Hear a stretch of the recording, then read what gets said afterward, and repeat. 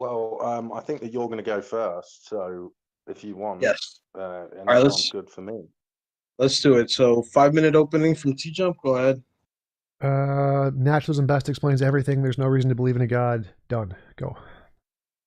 All right, good. So 5 minute opening from Foxy. Go ahead. Oh, was that it? Okay. Okay. Well, I'm going to bore you to death for a little while here. So thank you for moderating as well, Frank. Good to see you there. What is it? In order to know anything, you need a system by which you can evaluate truth claim.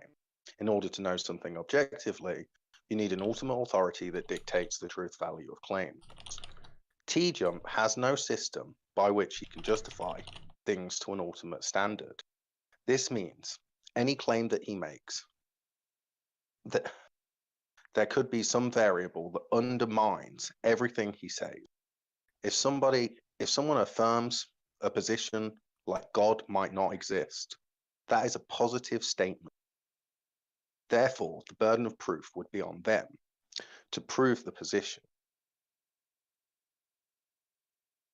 Obviously, TJump will struggle to prove anything external to his mind, as he doesn't hold a God position. Sorry. And he can't debunk hard solipsism. So all we will hear today is assertion on assertion at the base level, till the base level where he presupposes. Oh dear, I've read that wrong. Okay, so all we'll hear today is assertion on assertion, which he presupposes at the base level. Then he will go on to criticize my position, because he claims I have no grounding. Obviously, this is an ungrounded presupposition, because he doesn't understand the difference between presuppositions and revelation. Having watched TJump versus Darth, and the way the debate went, I imagine TJump is going to be very difficult to talk to. Hopefully today we can find out the method by which TJump evaluates truth claims, and whether the system he uses is reliable to evaluate the truth value of claims to an ontological standard. TJump has developed a way to answer questions that is evasive, to say the least. But after seeing him debate Godless Girl on modern day debates, it is clear that he has no ground to make claims about truth to a level he could not be wrong about. So I hope everyone will bear that in mind when he says claims about absolutes, like his catchphrase, reality is reality. In order to justify that claim, he has to assume he is logical, the world is based on the world works based on logical principles, that the things he has learned are correct, that his memory is reliable, and much, much more. So let's see if he can demonstrate that today.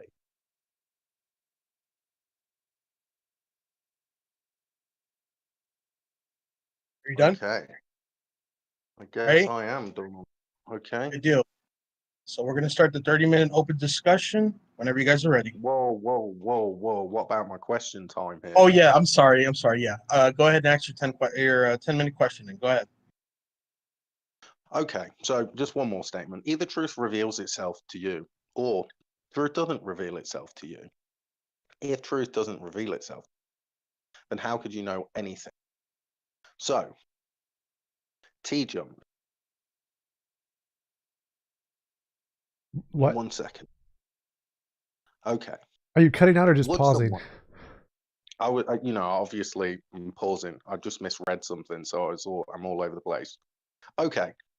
So, would someone that doesn't know anything know that they don't know anything? No idea. I see no relevance to the topic. Well, the topic's just Christianity versus atheism. I mean, Yeah. So I have no idea if someone could potentially.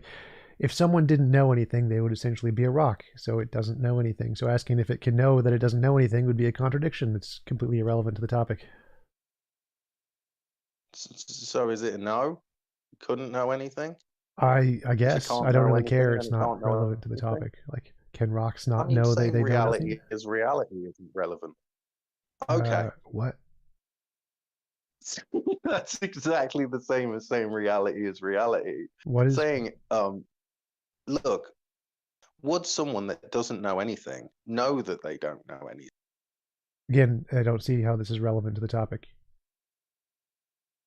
Because we're talking about, how you justify your worldview at the moment. Yeah, I don't see how that is connected to how I justify my worldview. Because my worldview starts Well, with it I doesn't think, matter therefore I whether am. you So can I see exist. it. I I know mean, I I'm exist. asking you. I mean, you've got to try and answer in good faith. Come on now. Not So really. somebody that doesn't know it, come on. Okay. So Well, what? that's a bit, Show disingenuous. like ask a question relevant to the topic, not Any random question? questions. Like, so my worldview starts with I think, therefore I am. So I know I exist. So I don't care what rocks can or can't know. Okay. I don't care.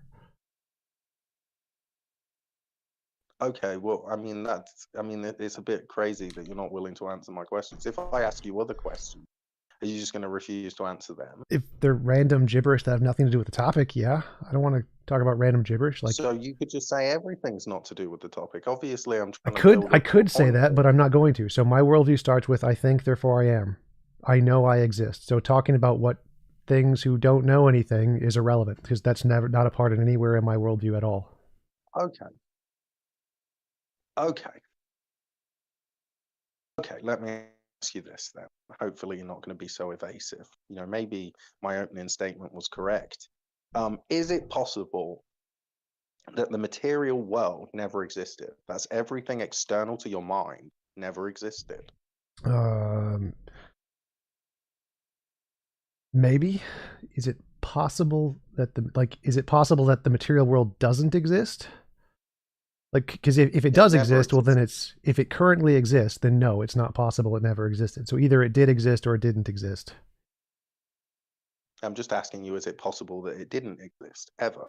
It's just a Sure. It's possible that there isn't a physical world and it's just idealism is true. Idealism is possible. Obviously, then it would follow that, maybe it's possible that dinosaurs never existed. Sure. Okay, well, then maybe it follows that maybe the Earth is flat. Yep, if we're in the Matrix, the world could be flat. Okay, well, maybe it's even possible that your brain never existed. Yes, like if we're idealistic, that would be the same thing because brains are physical. So if we're in an idealistic universe, there is no brain. Okay, so you can't ground anything to any ontological standard like that. So basically, you're a flat Earth believing dinosaur denier. Nope, I never said any of that. So that doesn't follow from anything you said, unless you can show it does. It does. How so? Listen back to what you just said. So saying it's possible doesn't mean that it is the case. Possibility, and you don't need 100% certainty for knowledge. Okay. So neither of those things follow from what you said. It does. You can't just say it does because you just asserting it does isn't an argument. You'd have to actually explain it. You have to form an argument and say this follows because. Yeah, so you don't know whether it is the case or it's not.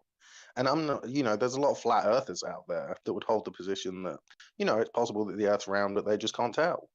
People still call them flat earthers. If you say, oh, maybe it's possible dinosaurs never existed, well, maybe I could call you a dino denier by the same standard. I mean, it's pretty reasonable. I've not said anything that's out of line there. Okay. Yes. Anyway. So what does that have to do with the topic? Do you necessarily accept the necessity of referencing the necessity of God? No. So I think, therefore I am. I exist. Who sustains all contingent facts. No. So I can say I think, therefore I am. I know I exist, and I never reference to God in that one bit. So how can you ground a claim to an ontological standard? I didn't. So nothing that you know is grounded to an ontological standard. Right. So I said I exist. I don't know what I am. Maybe I'm idealistic with just a soul. Maybe I'm a material brain. Maybe I'm a combination of the two.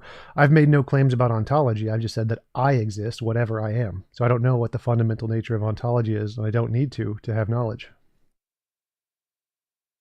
Well, obviously you're making statements now, so maybe I'll just make a statement that's not a question.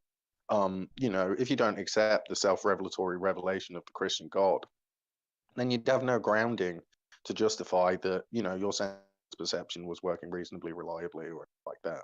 I didn't say anything about my sense perception. Anyway, if you deny the necessity of God as the necessary being who sustains all contingent facts, then that is a de facto denial of the Christian God. Wouldn't you agree?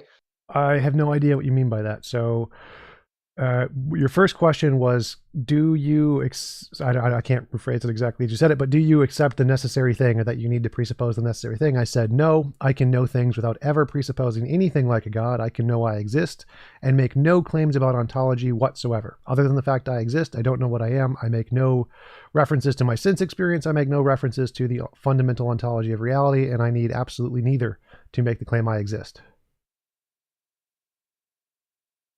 Okay, it's very interesting that you put that position forward, but actually I just asked you if you referenced, God, the necessity of referencing a necessary being.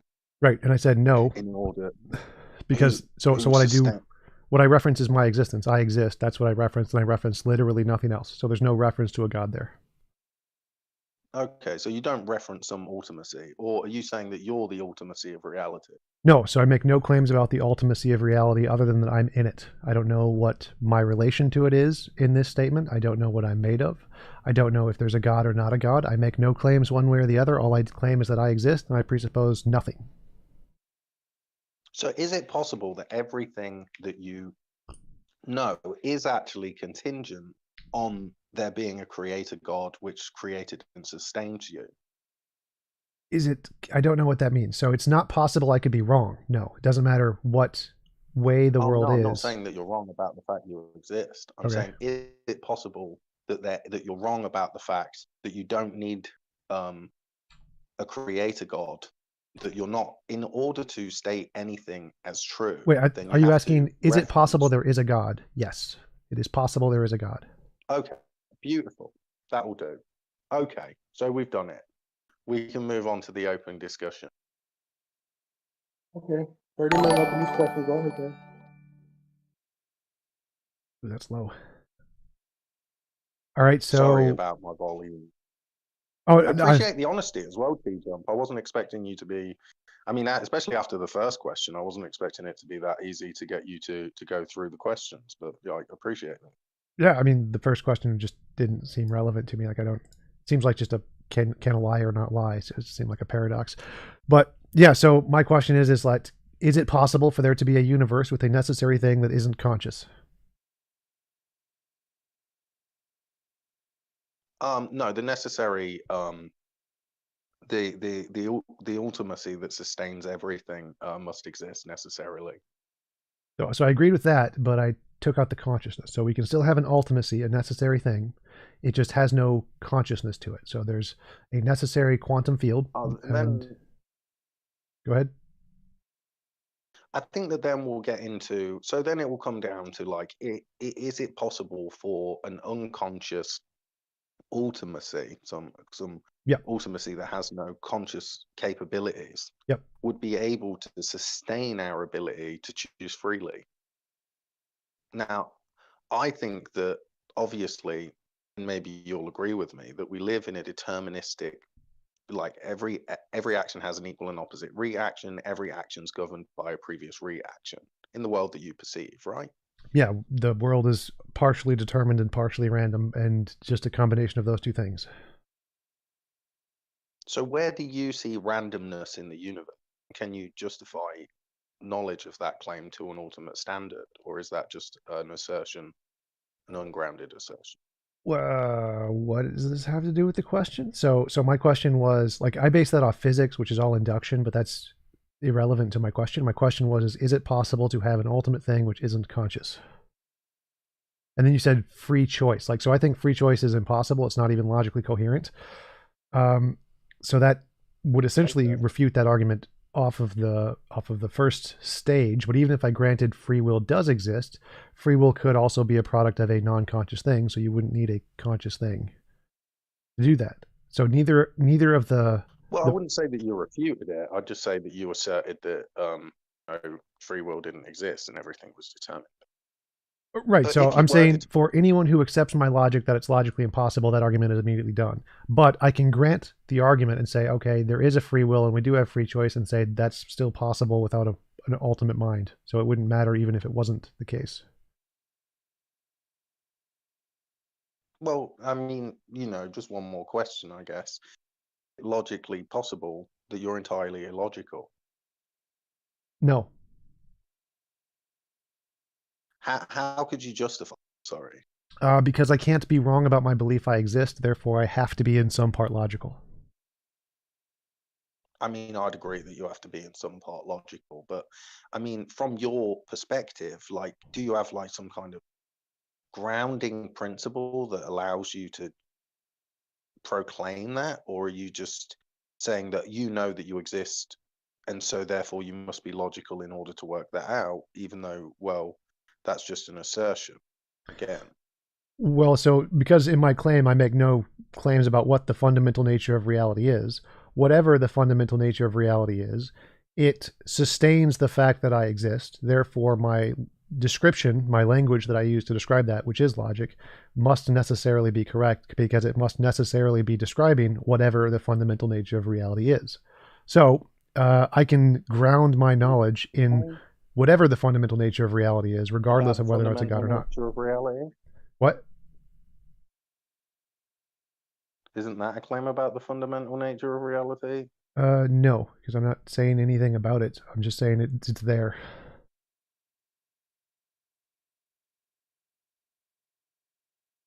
Like you said that you make no claim about the fundamental nature of reality. Yeah, other than the fact that it's there.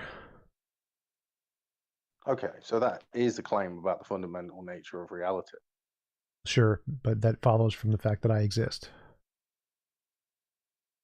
Well, obviously in order to, doesn't just follow from that. I mean, you obviously have to presuppose that you're logical, that the world works based on logical principles. I mentioned that right at the start of my opening.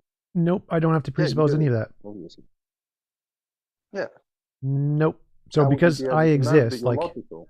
So I can just grant I'm illogical. I don't care if I'm logical or not. If I believe I exist, well, I must still be right. It's not possible, even given a diletheistic or parrot-consistent logic, I still exist. So it doesn't make a difference whether I grant or presuppose logic. I don't presuppose anything. I'm just observing the fact that I exist. And because I exist in reality, regardless of whether or not I realize it, I am a part of the fundamental nature of reality because I'm in reality, and regardless of what else there is. So it makes no difference. There is some part of reality that exists because I'm in it. And so there must be some fundamental nature to it. I'm not disagreeing with that. But yeah, so my claims to knowledge here is irrelevant. So this is all true regardless of whether I'm logical or whether I know it. I don't need to know any of this. It's true regardless of whether or not I know it. So, but you don't know whether you're being logical. You could just be entirely irrational. Oh, nope. I know I'm being logical because I can ground it off the fact that I believe I exist. And I can't be wrong. So I can ground logic in that one fact. Logic is just a descriptive language. That's all it is. But that doesn't mean that you can justify anything else necessarily using logic.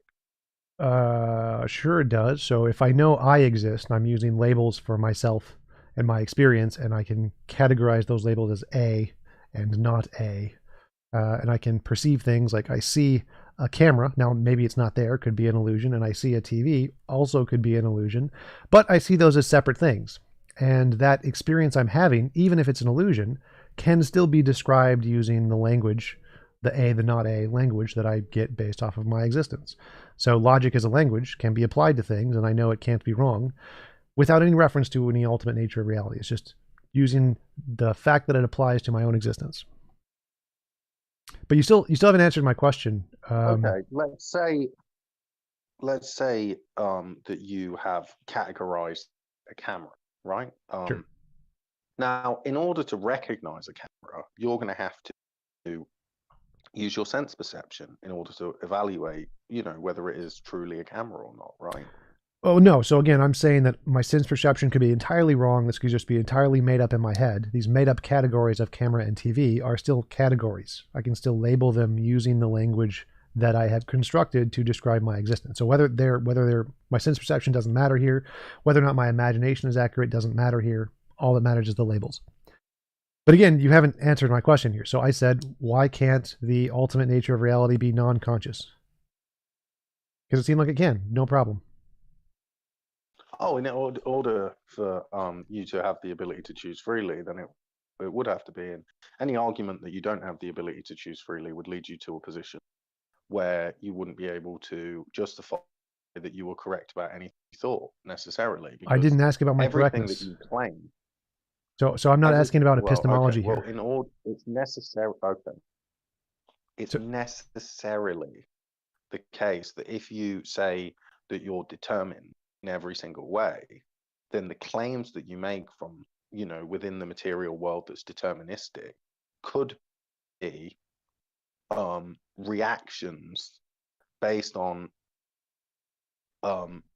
chemical reactions in your brain. So okay, but none of that matters. You say things that doesn't matter to my chemical argument. reactions that occur in your brain. I'm not asking about epistemology. So none of my brain doesn't matter. So Foxy, none of that matters. So I don't care about my brain here. My brain can be as wrong as it wants to be. I don't care. I was just trying to get that little point out there. That's not a point. So that's completely irrelevant to my question. My question was, can the necessary thing be non-conscious?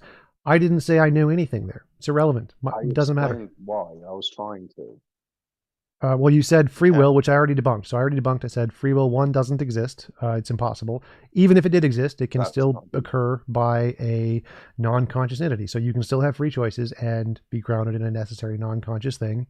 Why is that impossible? Well, first off, you didn't debunk free will. That's just the claim you made that free will doesn't exist.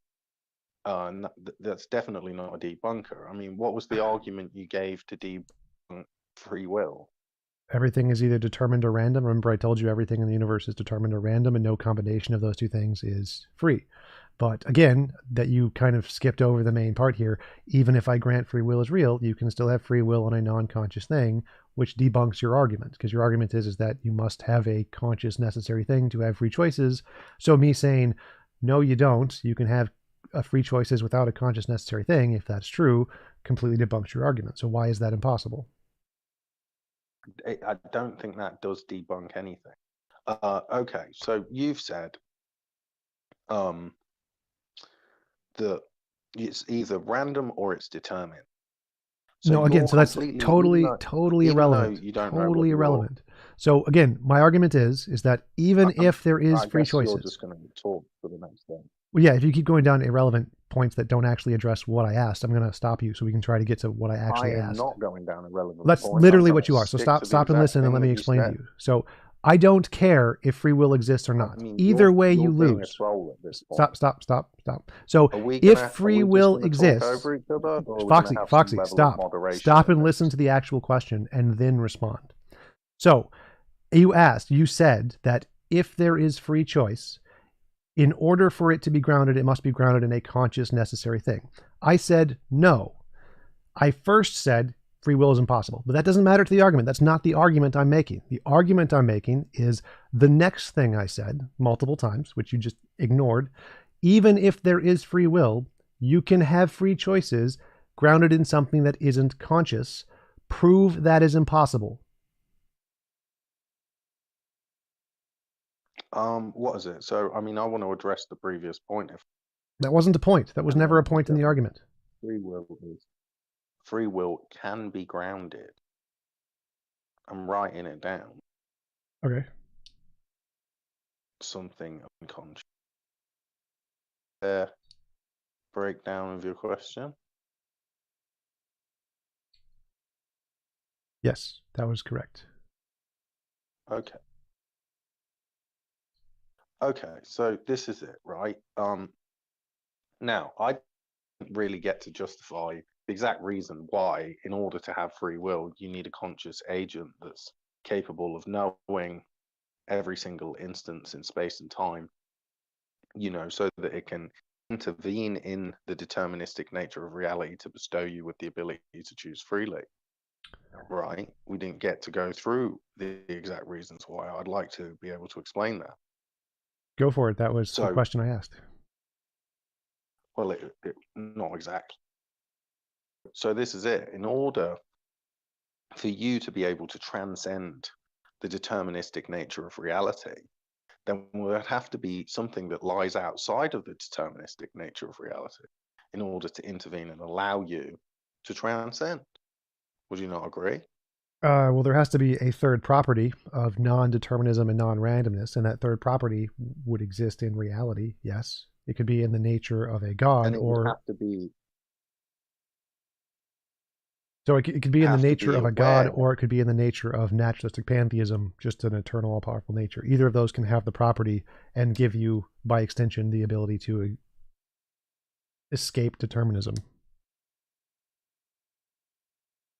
Okay, so look, I mean, we can hit the debunker for pantheism in a second, but the thing that sits outside of the deterministic nature of reality, in order to be able to intervene at given moments in time, it would have to be aware through some kind of means of all of the moments where you come to a decision-making crossroads in your mind, so that it can intervene and allow you the ability to transcend.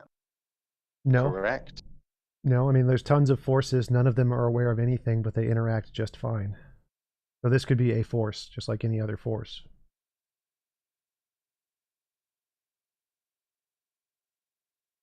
Something that wasn't aware of you coming to a decision-making crossroads in your mind, be able to intervene at that moment in order to allow you the ability to choose freely in that moment.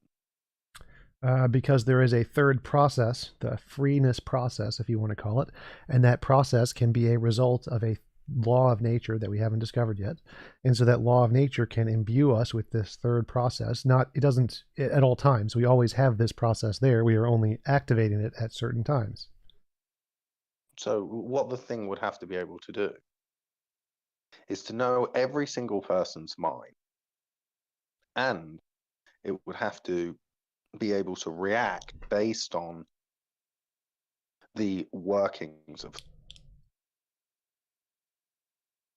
So that wasn't in my analogy. Remember, my analogy is it's a law of nature that is everywhere. It's universal like gravity. So it's always there. So it doesn't know anything. It has no brain. And our brains act in such a way that can interact with it. And when we are trying to make a decision, we then gain this freeness ability by interacting with this law. So the law doesn't know anything. It doesn't care. We can still have access to it just fine. Well, in order to react, it would have to be aware in some way, even if it was just reactionary. It would have to be aware of the brain states, right? No, it could be everywhere all at once, like gravity is, and then our brain states can interact with it. So it doesn't change. It's always there. It doesn't react. It's our brains that interact with it already being there. Okay, well, that's an interesting claim, but I'm obviously, I don't think that really you have a grounding in order to make assertions about the ontological world to that degree. Whereas obviously me, being a Christian and accepting the revelation of the Christian God, I have grounds to make claims about those sorts of things. Now, right. It doesn't seem reasonable to me for you to say that something that would be able to react based on every single one of every single person's brain states would be able to do that without being consciously aware of all of those states. How would something be able to institute your ability to make free will, conscious decisions if it wasn't consciously aware of every single one of your brain states? The exact same way And photons interact with our eyes, even though the photons aren't aware of when our eyes are open. They're always there, and we open our eyes, and then we see the photons. So my question to you is why... So that's the question is you are asserting that there's a difference between these two, that you're having a God to ground the free choices thingy is somehow better than having this law of nature to ground the free choices thingy. And I'm asking how, like, what is your basis for concluding one is better than the other? Well, the thing is that consciousness is very different to a photon, right? Because your ability to be consciously aware of the world around you and stuff like that, and be able to rationalize, based on logical inferences in your mind, right? Much different to the idea of, just a photon bouncing off of, your retina or something. It's a much more complicated process. It's much more involved. And in order for something to be able to do that on a level where it's not just doing it for me, it's doing it for you and every other person in the world simultaneously. I mean, I feel like it, is a bit of a stretch to say that it wouldn't be consciously aware itself. It has to be able to react based on all the things in the universe, right? It has to be able to transcend the thing. It has to be able to transcend the set of all things, right? It has to be able to intervene to allow you to make free will decisions based on your own person. So it just, there's not anything that you're really offering up as, a good reason why it wouldn't be able to do that. And maybe we can hit this pantheism thing, because you said, well, maybe it could just be a pantheistic before we world. get to that, But I wanted to mention that if we look at all the different things that could be candidates for a universal instantiation of some ability, gravity and electromagnetism and the physics forces are the best candidates for things that are actually universal. Minds are not. Minds are very particular things that exist in very particular locations, as far as we can tell. So if we want to say that there is this free will ability that can permeate all space and time, it's a better argument to claim that it's more like gravity and a law of nature that isn't conscious than to say it's conscious. It is a far stronger argument to say it's more like gravity, if we want to say that it permeates all space and time, than to say it as a mind, because minds do not permeate all space and time. You wanted to bring up pantheism. Well, I mean, gravity is not conscious. Okay, Right. that's the next one. Yes. Gravity is okay. So pantheism. So the thing about pantheism is that pantheism, and I hope you'd agree, is that everything is God, right? Nope. That's just a version. So what when you're stating pantheism here, what do you mean by that? Eternal, all-powerful nature, no mind.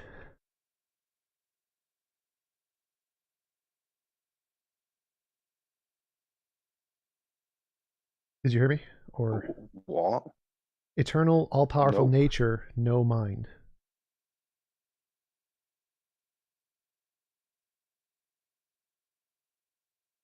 Eternal, all-powerful nature, no mind. 10 minutes. So love it. Thank you. So see, the thing about pantheism is that it always leads to a contradiction. Because if me and you are God and we disagree, contradicts himself. So again, pantheism isn't everything is God. So that's not the case. Well, that's sort of what the pan means. All eternal, all-powerful nature. We part of nature? Yes, we are a part of nature, but not every part of nature is eternal and all-powerful. That rock is not eternal and all-powerful. The camera is not eternal and all-powerful. So the fact that some parts of nature are eternal and all-powerful does not mean that literally everything in nature is itself eternal and all-powerful. It's composition division fallacy. So naturalistic pantheism can be understood that there is a quantum field, and the quantum field is eternal and all-powerful, and it created all the contingent things like us and gravity and all the other stuff.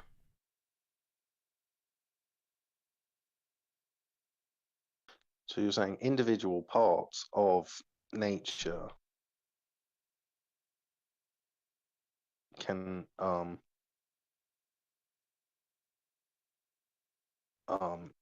even though they so So what you're saying is like essentially like what would the word be for that? Sorry. So it's like a collaboration of all things is what makes something true. So if me and you disagree, that doesn't matter. But if the majority of reality, let's say, all coalesce in a particular way, then that's what makes something. No, truth is a property of sentences. If the sentence corresponds to reality, then it's true. The synthesis. Like if I said, the world is round. Now, if it's the case that the world is round, then that sentence is true. But you don't know whether it's round. Well, whether I know it is irrelevant to a truth claim. So truth is true regardless of anybody knows it. Right? You would agree with that, right? Like if God has something, I'm sure there's things God knows that you don't know, and those things are true even though you don't know them, right?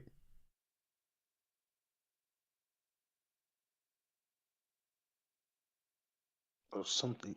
Yeah. You know, I don't know the distance to the from to the moon in centimeters. Right. So I'm saying the That's same what thing. I I'm like saying to go that with. the truth is But what God corresponds knows to that. reality, and I don't need to know it. Whether I know it or not doesn't make a difference. It's still true because it corresponds to reality, regardless of whether I know it or not. Okay, but like, you know, you don't know. That's, Yeah. there's lots of things I do not Okay. know that are true. Yes. I mean, I obviously disagree with this definition of pantheism. For me, pantheism is that God is everything, hence the pantheism. Pan obviously being everything, theism being God, everything is God. I sort of get what you mean about the individual parts, and that's interesting. Oh, well, just to I clarify, just don't so know if you so call that pantheism. so this definition doesn't come from me. I didn't make this up. This is a definition that's stolen straight from the Stanford Encyclopedia of Philosophy on the section of pantheism. If you just Google naturalistic pantheism, it'd be the first thing that pops up. I didn't make this definition. It has nothing to do with me. Naturalistic theism. Sorry, I thought that you were just talking about. Yeah, it's a naturalistic pantheism, so Yeah, there's a preface there. Very interesting. SEP, Stanford Okay. Encyclopedia of Philosophy, Wolfgang. Okay. You made the claim that gravity is not conscious. I mean, do you want to Yes. just break that down for me? Like, how do you know? I mean, if you don't know that the Earth is necessarily round, I mean, then maybe how would you know that gravity wasn't conscious? We're just going Have you based off ever of. heard Dolph say Well, Peter sleeps fast under the West? I'm just going based off of induction. The Just only things that we know are conscious have brains, and we doesn't seem that gravity has a brain anywhere, as far as we can tell. but you can't Right, we can't tell with absolute certainty, but we don't need see to. that. Okay, so you don't know. We don't need certainty for knowledge. Oh, I thought you needed it to be true. I mean, can something that's possibly false be true? Something is true regardless of whether or not I know it with certainty. So it is either 100% true that gravity is conscious, or it's 100% true that gravity is not conscious. And if I believe that gravity is not conscious and I have a justification for that belief, which is induction, and it happens to be true, even if I don't have certainty about it, it's still knowledge because it's still a justified true belief. The justification doesn't have to get you to that 100% certainty. It just has to be 100% true, regardless of whether or not your justification gets you there. Very interesting. Obviously, I don't know if you know, we've had a lot of conversations about this in the politics and religion chat. So that sounds like a form of fallibilism, justification. Yes, correct. And belief doesn't have to be true. So you wouldn't say that you know anything then. You could be justified and you could believe it, but you wouldn't necessarily know it's true. Anything external to your mind, that is. So I can know with 100% certainty many things from my internal perspective, but I can't know with 100% certainty things outside of my mind. No, but I still know them because you don't need 100% certainty. There's still knowledge.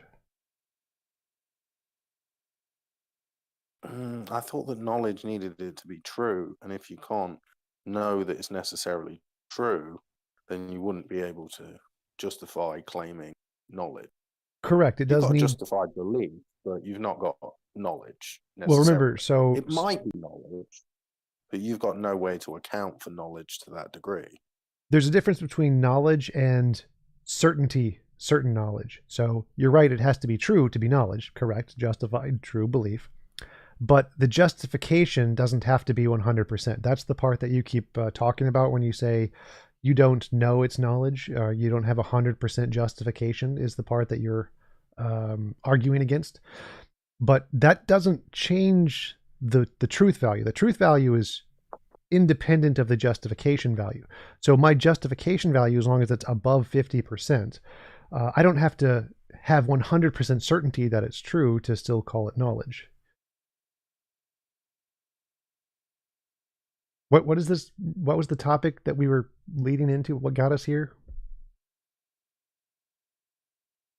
You were saying that Gravity isn't basically conscious. you made the claim that gravity isn't conscious. I just wanted to, because you obviously don't know whether the Earth's necessarily round. I just want to clarify. Right. So I can grant I don't have 100% certainty that gravity isn't conscious. I can just say that with a high level of certainty, due to induction, it isn't. And so with that same level of certainty, I have a more justified reason to conclude that whatever the fundamental nature of gives us free will is probably going to be more like what we know about gravity than what we know about consciousness is, because the inductive comparison holds better with what we know about gravity than it does with what we know about consciousness.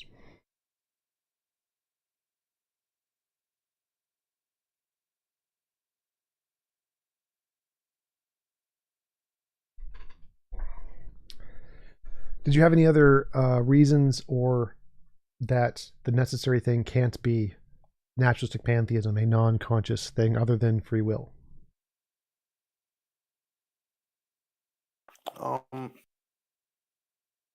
The way that I like to say it is that in order to know anything, you need a system by which you can evaluate truth claims, and in order to know something objectively, then you need ultimate authority that dictates the truth value of claims. Now, in order for you to know something, because as a human we are fallible in many ways, you would have to have knowledge.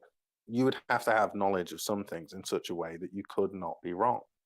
Right now, the only way that you'd be able to reach that level of knowledge is if there was an all-knowing, transcendental thing intervene to bestow you with information in such a way that you couldn't be wrong about it. So I think that the very fact that you claim to know that you exist and you couldn't be wrong about that, that's a statement about something that you could not be wrong about.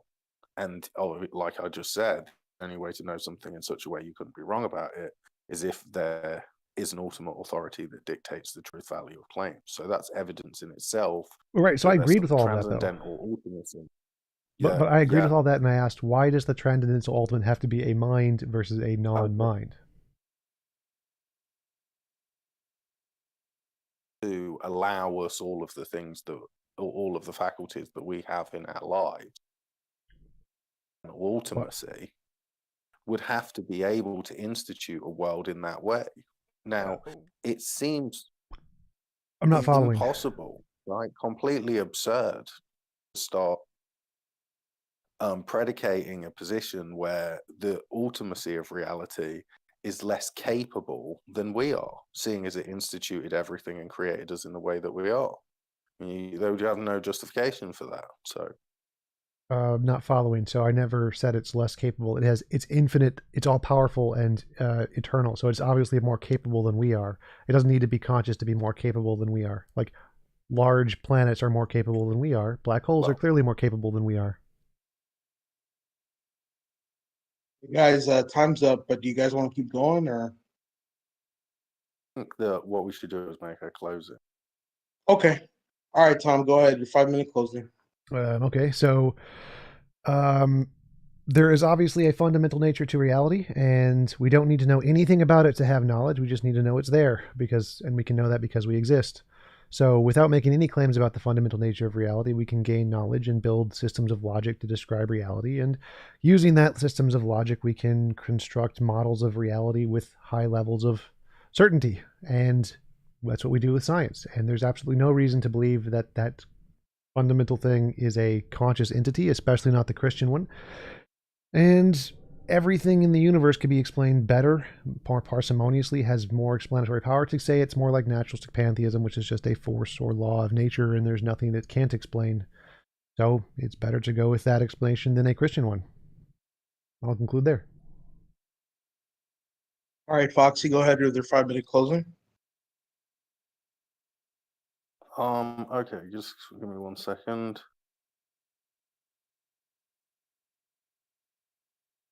Okay, sorry, I just needed to put that down because I'm of thought. Okay, super. So obviously, the whole point about, the transcendental ultimacy, being conscious, you said obviously it needs to be more capable than us. And I think that the claim that it needs to be more capable than us, but it doesn't need to be conscious necessarily, I don't think that would make it necessarily more capable than us. I mean, how would it be able to institute a world where we have the ability to be conscious in the way that we do if it wasn't conscious itself? It doesn't make sense that it will be able to intervene, create everything, bestow us with the ability to choose freely, unless it had some idea of what it was doing. Obviously with all the complexity in the universe, I mean, maybe I could make an argument for intelligent design, I'll just say that you already understand how that follows. Obviously you made a couple of claims. You said, gravity is not conscious. You said, you defined naturalistic pantheism. We've been speaking in the English language, and you're pretty articulate and stuff like that. So obviously you do know some stuff, even if you deny knowledge of that to a degree of certainty. The main thing that I want to hit at here is you said that certain knowledge is not knowledge. Certain about something, and then you can claim that you know it. But that would be like saying, I can flip a coin and know that it's going to be heads because I'm 50% sure that it's going to land on heads. Obviously, earlier, just to reiterate that, you said it's possible that dinosaurs never existed. It's possible that the Earth's flat. It's possible that your brain doesn't exist.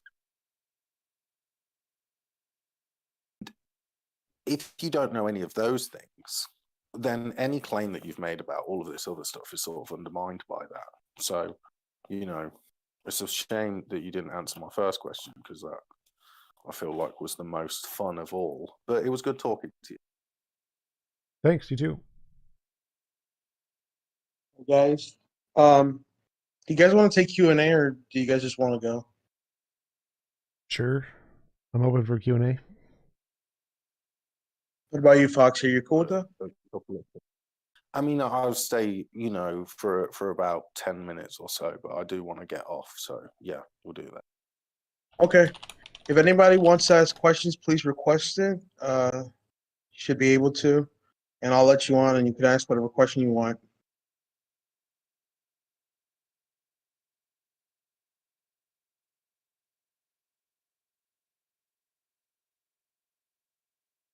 So, a question for TJump. Are you going to debate Godless Girl again anytime soon? Sure, if she pays me $50. Oh, yeah. That's like my actual normal standard for just people to debate on my channel who invite me to debate. It's like, pay me $50 and I'll debate you.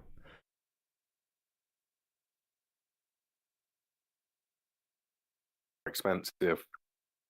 Then Dillahunty charges like $500. TV. He charges you £2 a go to play him on the UFC game. So, Keenan KTV, if anybody's interested.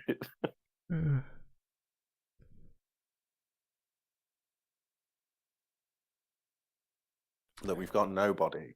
Nobody wants to talk to us. Well, there's like people sending requests. Like I see, yeah, there's somebody in there who had a Oh request. God, J.L. Warren. Hey, Foxy. I don't think that we'll ever be able to get our answer off here, but we'll give it our best shot, eh? Well, it's really more a question for you. So, is your God a logical being? And if so, why can't I just appeal to the laws of logic that transcend that God and the universe for my ontology? Is my God a logical being? God is logical, and if you claim that the laws of logic are the ultimate out then? I think you might have just gone back to the listening, but I think my he's still there. phone's cutting out. I'm really sorry. Yeah, so if you claim that the laws of logic are the ultimacy of reality, then the problem would be is that what you're saying is that there's nothing that underpins and upholds the laws of logic. So you'll basically be saying they were eternal. But how would you be able to justify that the laws of logic were eternal unless you had some kind of foundation from which you could make claims about the eternal nature of any given thing? I mean, it doesn't make sense to affirm something is a particular way eternally if you have no grounding by which you can buy anything to that degree. I think his question was like, if God has to obey the laws of logic, like God can't be God and not God at the same time, then God is subject to the laws of logic which are above him, and he would use those laws that are above God as his justification rather than the God, something like that. Yeah, I think when you look at the idea of God is God institutes the world in the way that it is. So the way that we see the world and the laws that underpin the world that we perceive, right, they all come from God. So if God's not really bound by anything, he's a non-contingent transcendental, right, that all things are contingent on.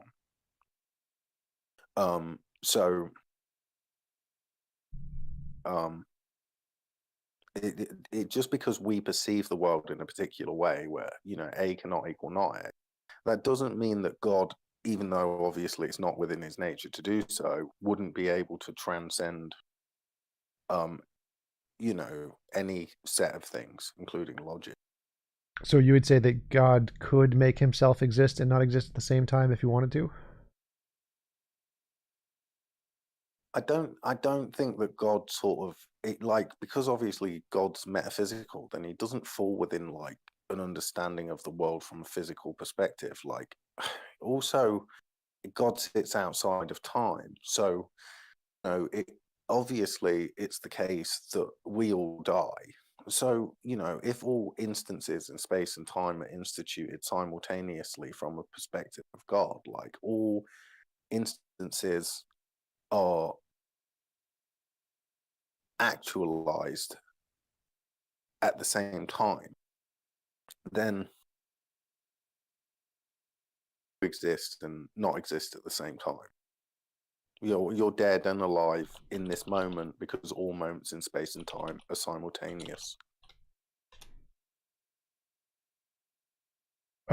What I mean, like, could God himself, not me, like I may be able to exist and not exist if there's like multiple points in the present, but could God himself both exist and not exist?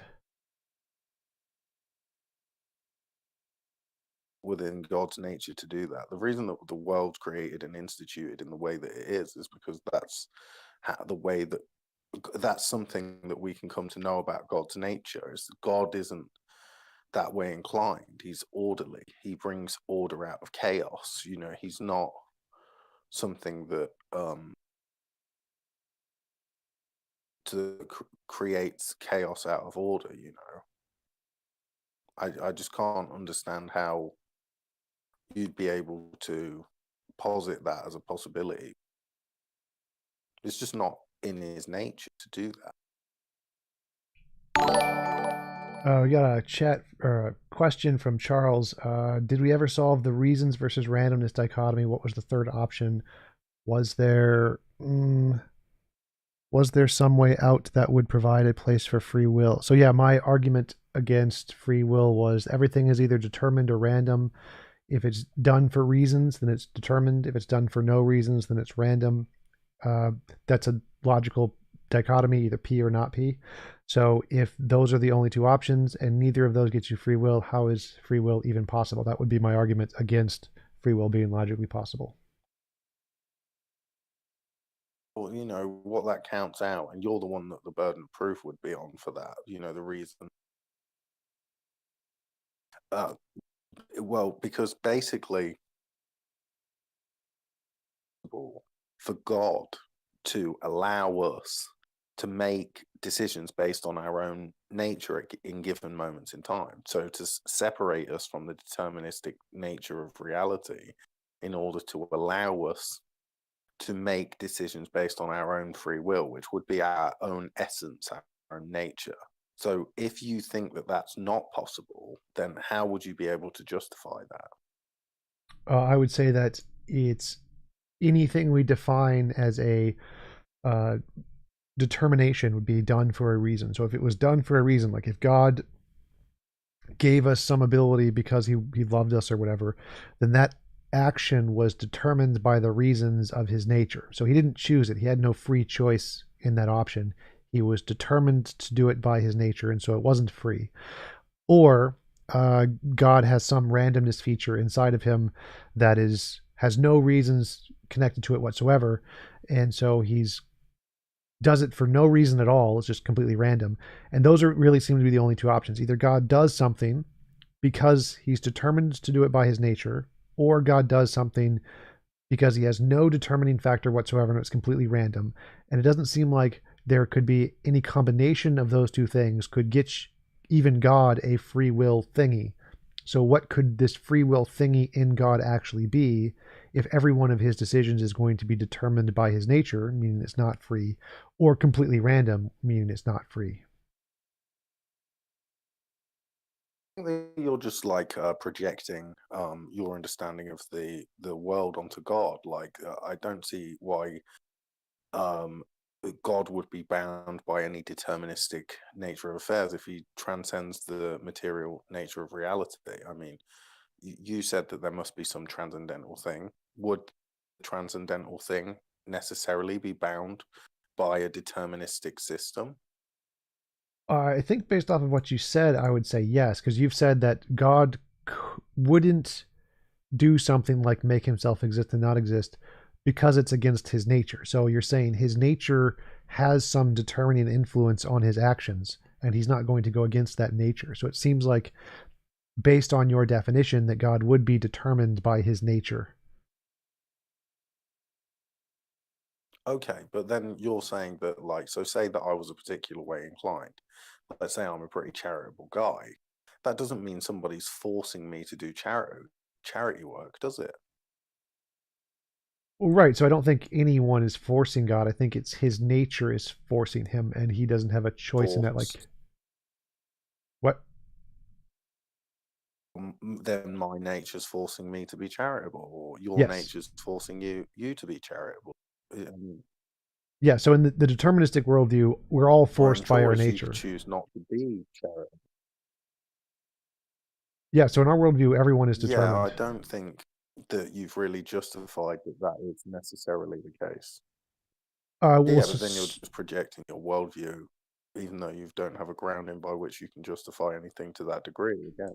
Right. So we're not trying to justify that those are the only two possibilities. Those just seem to be the only possibilities we can conceive of. And we're asking you, what is the third possibility? Because we see it's either P or not P, reasons or no reasons. And we're asking, what is the third possibility? Because you're the one claiming that this third possibility exists. So you would have the burden of proof to show that there is such a thing, or that such a thing is possible. Yeah. Well, I think that you'd have the burden of proof to show that it's not, because you made the positive change claim that it's only random or reasons, right? You made that claim. Now the thing is that, you know, you've not justified why there couldn't be a thing,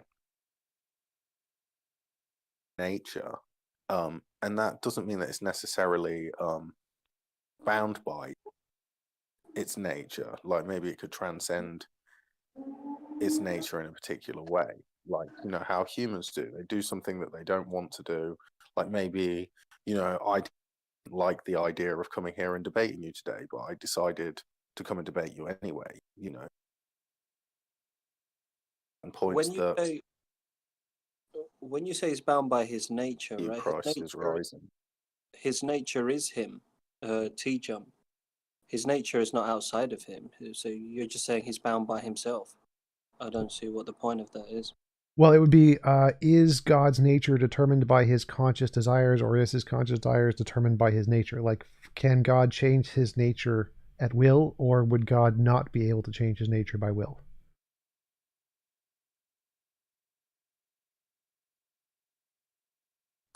Both his conscious desires and his will are both a part of God.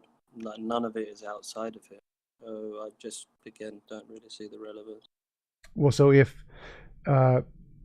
God's consciousness can change his nature, then his nature is arbitrary because he can change it whenever he wants. If God's consciousness is determined by his nature, then his decisions aren't arbitrary. So he can't like command everyone that killing is good one day and that's somehow going to happen. And because it's determined by his nature. So the question here is like, which part of his nature is stronger? Is it his inbuilt determined nature of his features essentially, or is it his conscious desires? Which one wins if they conflict hypothetically? It would be that they would be in perfect sync, in perfect synchronization and harmony. Right, but that isn't the question. So the question is if God changed his mind consciously, is that impossible because his nature would prevent it? Or if it is possible, would that change his nature?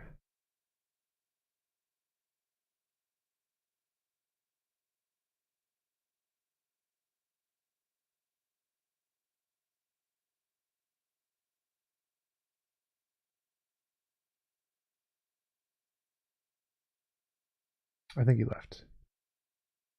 Yeah. Any other questions, guys? Oh, okay. Prove you have one. One sec.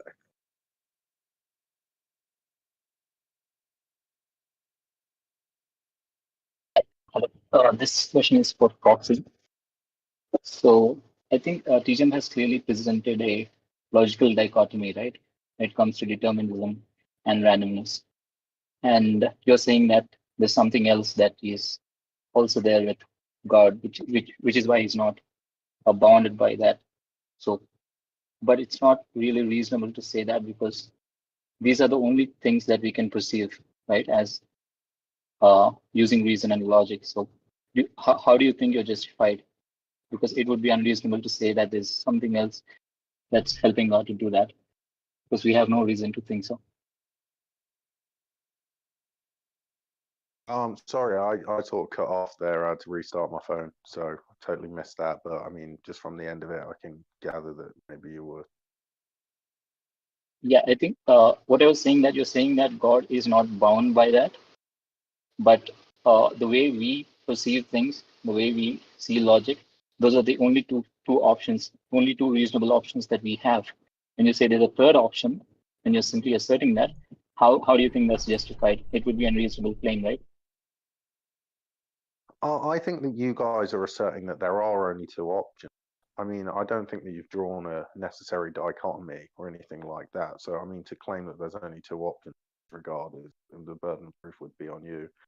For me, obviously, God acts based on his nature, and he's not bound by his nature. It's just a part of him, like Christ is rising was saying. But yeah, I don't know. I appreciate your question anyway, bro. You said we haven't presented a logical dichotomy. Would you consider P or not P a logical dichotomy? I mean, what's P in reference to? Reasons or no reasons? reasons or no reasons, I mean, I don't think that that's analogous to the point you were making about either things are made for reasons or they're determined. So the argument is that either a choice is made for reasons, like I chose chocolate because I like it, and so the choice was determined by the reasons, or the choice was made for no reason, like I just have a choice between chocolate and vanilla and I just randomly pick chocolate, in which case it's random. And so either it's determined by reasons or it has no reasons, in which case it's random. So P reasons, not P no reasons, determined versus random. Okay, so you're just saying that if something has a reason, then it's determined, and if, you know, it's random if you choose something that goes against like a primary reason. Like maybe you could have a number of different reasons, like, you know, the reason that you don't want to go into a burning house is because, you know, it's hot and you'll probably get burnt. But maybe there's an overriding factor, you know, like, you know, there's a child in the building and you want to save them. So it doesn't mean, I mean, there's reasons to make either decision. I mean, the free will is, you know, your ability to make a decision based on your own nature, your own essence in that moment. So I don't know whether the thing that you're saying, I mean, I think that the way that you're like slicing it up here Wouldn't the isn't child quite. also be another reason?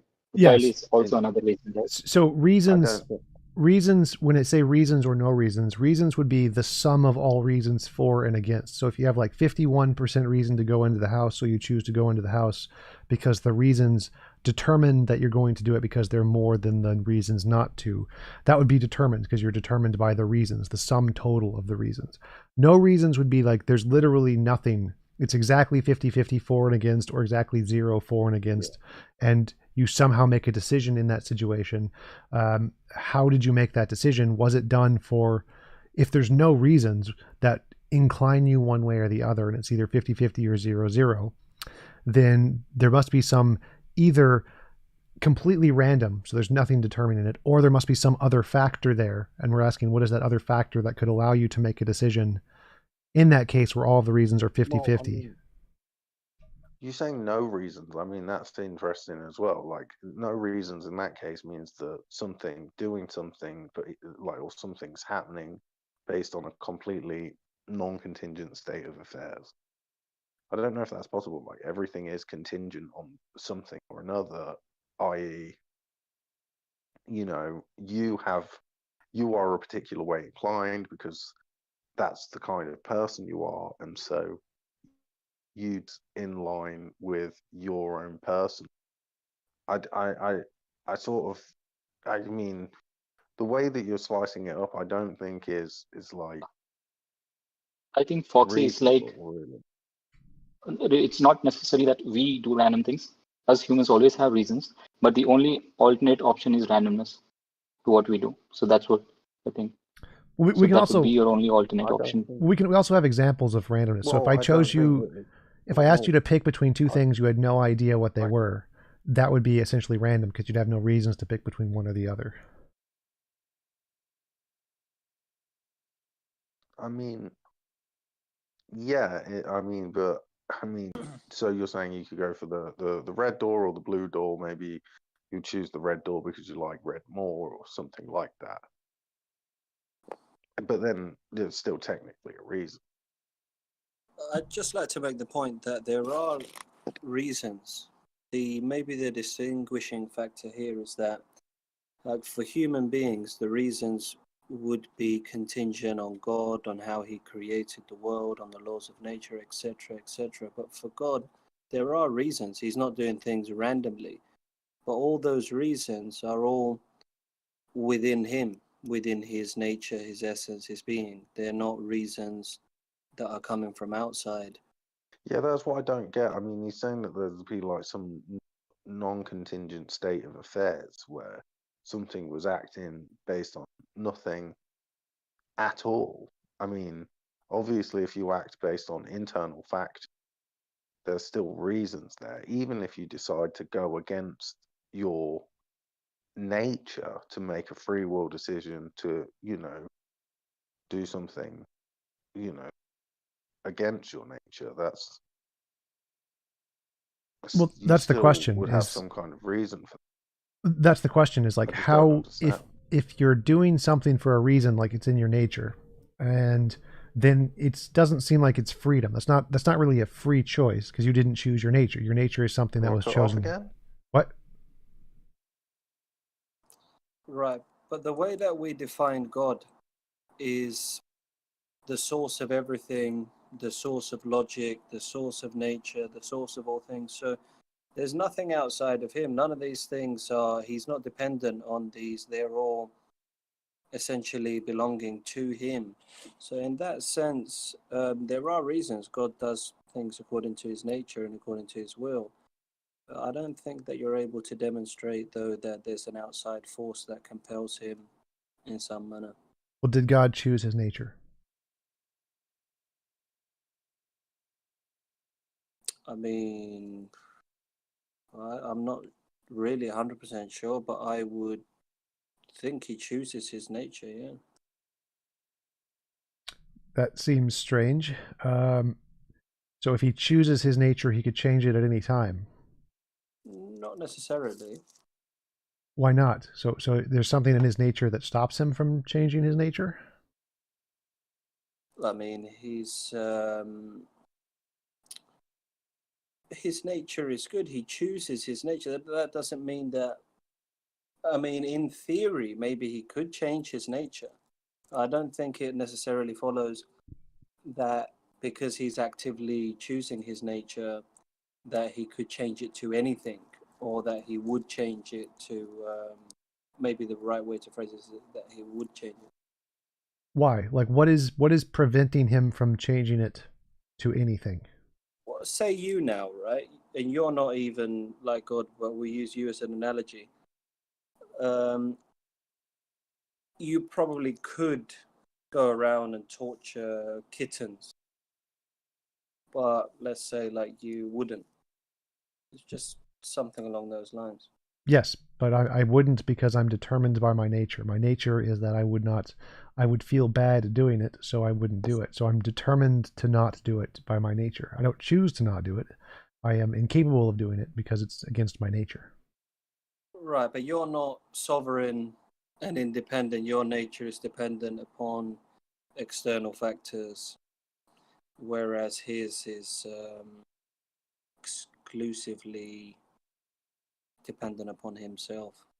Well, that's what we're asking. Like, how does that apply? How does God, if he could choose his nature, or if he can't choose his nature, because it seems like he can't, based off of what you've described, he is incapable of changing his nature in certain ways because he's stopped from doing that by something in himself, which would be his nature. So his nature seems to stop him from being able to change his nature. I think I'd say that. Look. Yeah. Okay, sorry. No, go on. I mean, I'll just make one final point and I'll You just go. pass it. So, I don't think I said that he can't. I said that in theory, he could, I guess, do as he pleases. I just don't feel that he would ever change his nature from being all loving, all merciful, all just, and so on and so forth. I just don't think that he would. Not that he couldn't. That he's limited in that sense. Right. So just to clarify, when I say couldn't, I mean he wouldn't. Wouldn't would be the same thing there. There is some reason, something that is making him not or won't do that. So what is that thing? That thing that's preventing him from wanting to or choosing to change seems to be his nature. So he has a reason determining the fact that he's not going to change.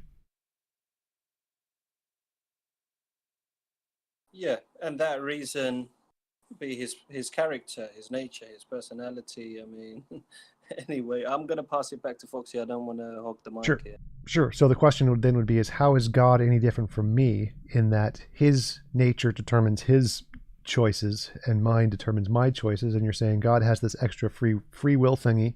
What would that be? I'm just saying that he's the difference between you and him, and I think I know where you're going with it, but the difference between you and him is just that you don't have sovereignty over all existence, and you're just contingent and dependent and so on, and he is. I think is a substantial difference. But again, I'm going to drop out of this convo. I don't want to keep it going. Nice chatting with you. Like, so, what is it? I don't know. I think the thing is there is like God's got libertarian free will, and we've got, you know, free will given a certain set of choices, basically. Like, we're bound by our limitations because we're, you know, humans in, you know, a naturalistic environment. Right, and the question here is to try and elucidate. So, I mean, it's been a really interesting conversation, and, you know, I'm sorry, you know, I still don't really get what you mean about, you know, not having reason. But anyway, if you don't mind, maybe I can just ask you, you know, one more question for a laugh. You know what I mean? My favorite question to ask. So, is it possible that you're a dinosaur in a bed with a tinfoil hat on, dreaming everything into existence? Sure. Super. Well, look, I'm going to leave you on that note. I'd say that that's pretty absurd. It's been pretty fun. You know, thank you for moderating, Franks. You know, good to see you guys here, the people who ask questions. You know, I stayed quite a bit longer than I said I would. I'm pretty tired. So, you know, have a good day. Nice talking, guys. Yep. Thanks for coming on. Appreciate the conversation. Cheers. It was pleasant talking with you. Thank you. Foxy.